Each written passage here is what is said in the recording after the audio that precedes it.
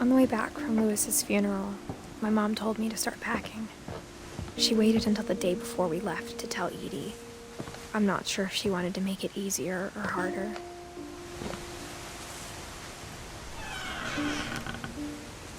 I wish we'd stayed. But I understand why we left.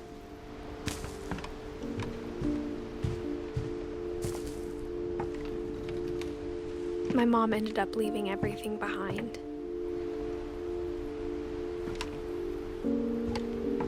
What happened that night had been coming for a long time. Maybe it should have come sooner.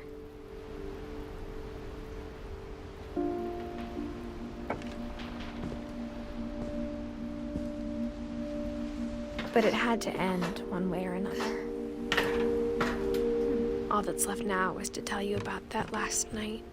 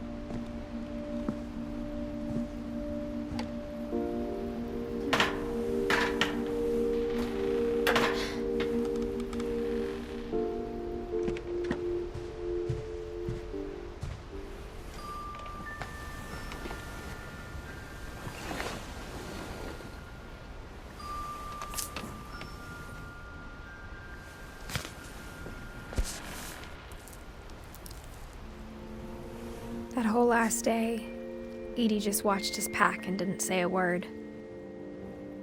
Until supper, when she raised her glass and said, "To our final night together, and all our final nights apart." Grandma, you know what I said about alcohol. Some of your medications are very Edith, specific. I left a present for you in the hallway. Why don't you go open it? The grown-ups have to argue now. I'm sorry, you're right. We're all leaving tomorrow. Let's just enjoy our last... I'm not leaving. Edith, you're excused.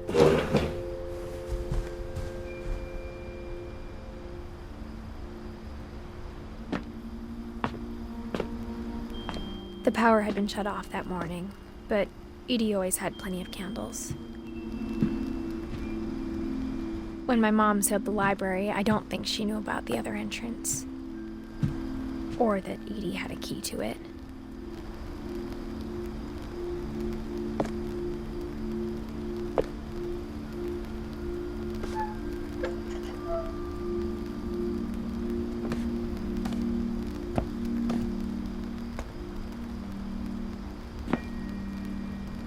That thing you're afraid of isn't going to end when you leave the house. Edith has a right to know these stories. My children are dead because of your stories! I think it's best if Edith and I leave tonight.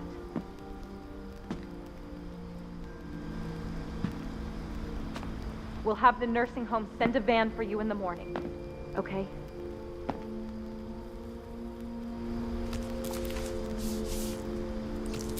Dear Edith, there's so many stories I wish I could tell you, but there's only time for one. This is about what happened on the night you were born. That night, the tide went way, way out.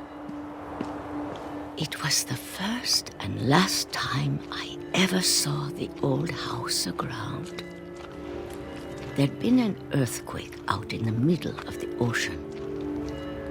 They called it the lowest tide in 1,000 years. God, it smelled awful.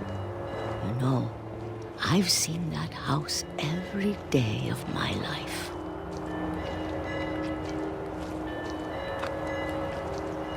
But I never thought I'd go back to it.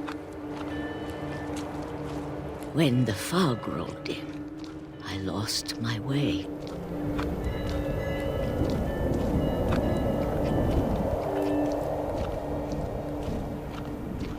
I got turned around.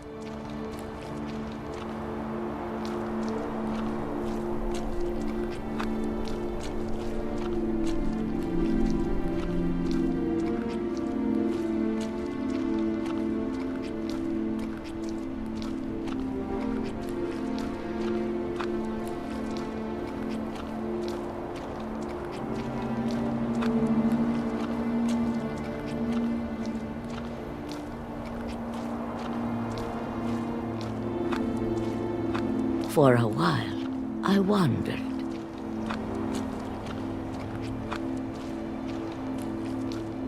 I started seeing things.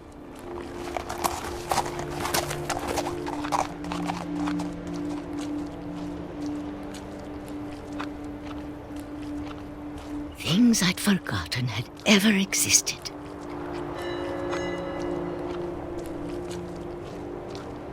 But when I saw them, they felt like old friends. That night, a lot of things came back to me. Or maybe I came back to them.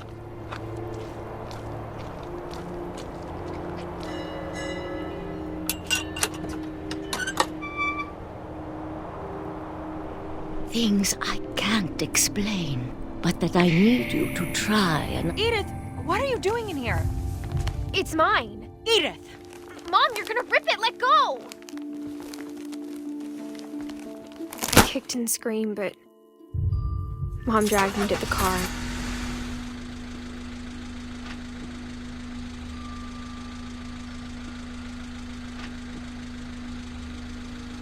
I never saw Great-Grandma Edie again. The next morning, the van came to pick her up, but she was already gone. After that, we moved around a lot.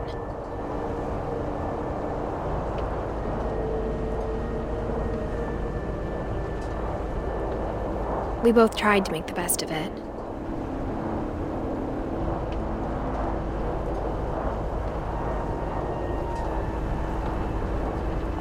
A few years went by.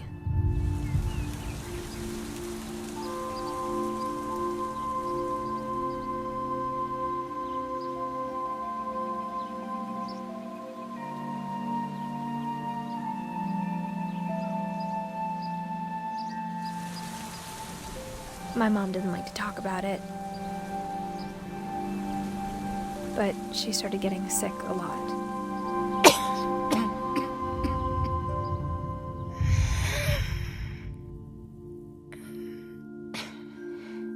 She got better for a while,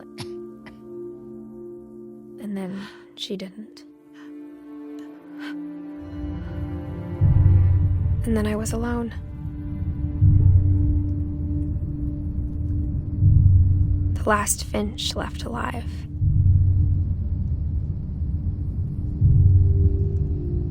Until I found out about you. I'm still not sure what to tell you about all this. If we lived forever, maybe we'd have time to understand things. But as it is, I think the best we can do is try to open our eyes. And appreciate how strange and brief all of this is.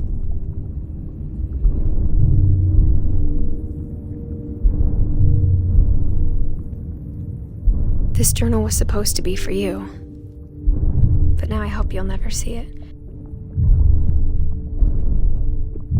I just want to meet you and tell you all these stories myself. But I guess if you're reading this now, things didn't work out that way.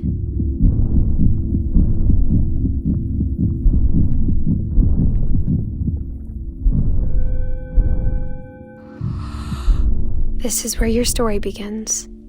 I'm sorry I won't be there to see it. It's a lot to ask, but I don't want you to be sad that I'm gone. I want you to be amazed that any of us ever had a chance to be here at all. Good luck.